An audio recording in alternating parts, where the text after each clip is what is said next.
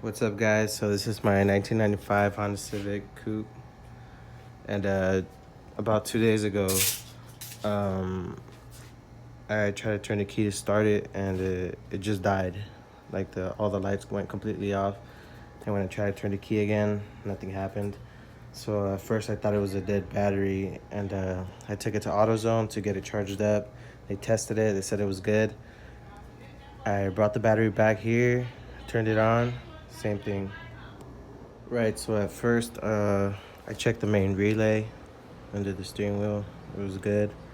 We checked the fuses. There was no blown fuses. We checked the starter. Checked to see if the ground came off. So you guys might want to do those.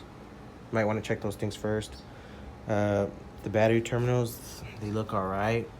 I mean, they do got some gunk, but you know, they look in decent shape.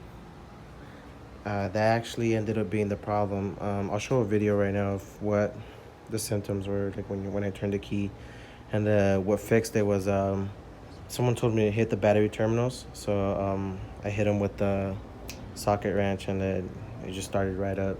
So that's how I fixed the problem on my car.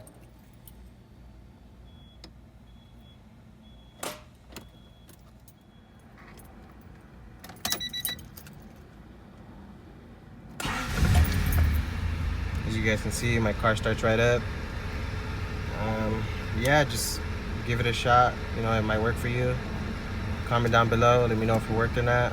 And just leave any suggestions in the comments down below. Peace.